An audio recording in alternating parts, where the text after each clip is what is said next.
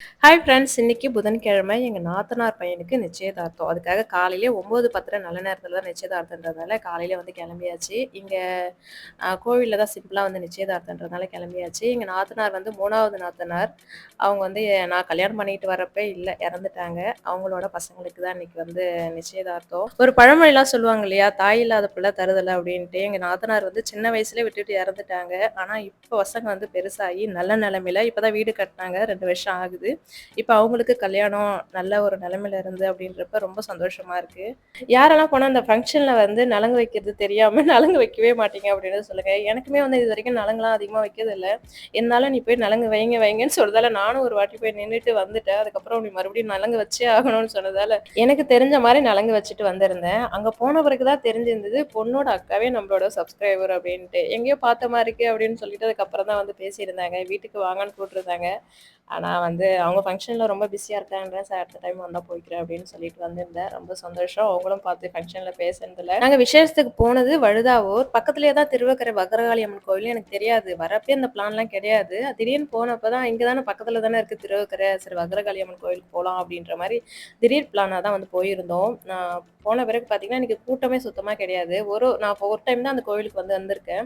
இருந்தாலும் ஏதோ இந்த டைம் போறப்ப பார்த்தீங்கன்னா, எந்த டைம் போனாலுமே வந்து புதுசா வந்து போற மாரி தான் ஒரு ஃபீல் வருது.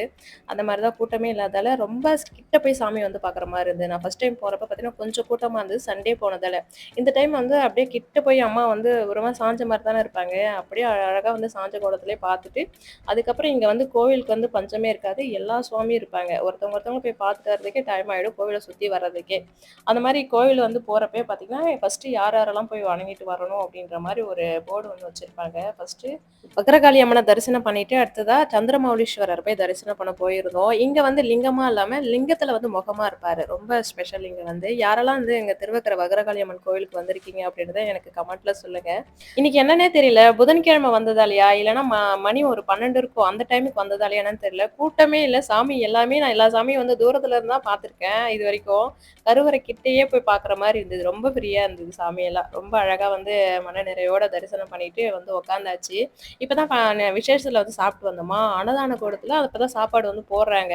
வாங்க வாங்கன்னு சாப்பிட கூப்பிடுறாங்க. எங்க எங்களுக்கு சாப்பிட இடம் இருந்தா தான் நாங்க சாப்பிடுறது. இல்லங்க நாங்க இப்பதாங்க சாப்பிட்டு வந்தோம் வேணாம் அப்படின்னு சொல்லிட்டோம். அதுக்கப்புறம் ஆள் பத்தல போல இருக்கு சாப்பிடுறதுக்கு. வாங்க வாங்கன்னு நெறைய பேர கூட்டிட்டு இருந்தாங்க. என்ன பண்றது? கொஞ்சம் இடம் இருந்தாலாச்சும் கொஞ்சம் சாப்பிட்டு வந்திருப்போம். வயித்துல இடம் இல்லையே என்ன பண்றதுன்ட்டு. அதுக்கப்புறம் ரொம்ப வெயில் ஆயிப்போச்சு. அதனால வந்து அப்படியே வெளிய வந்து கிளம்பியாச்சு. ரொம்ப சந்தோஷமாயிருச்சு. ஏன்னா வந்து இன்னைக்கு ரொம்ப எதுவுமே எதிர்பார்க்கவே இல்ல. இங்க வருவோம் அப்படின்ட்டு. அம்மா வந்து இன்னைக்கு பத்ரகாளி அம்மன் கூப்பிட்டதால வந்ததுல ரொம்ப சந்தோஷம்.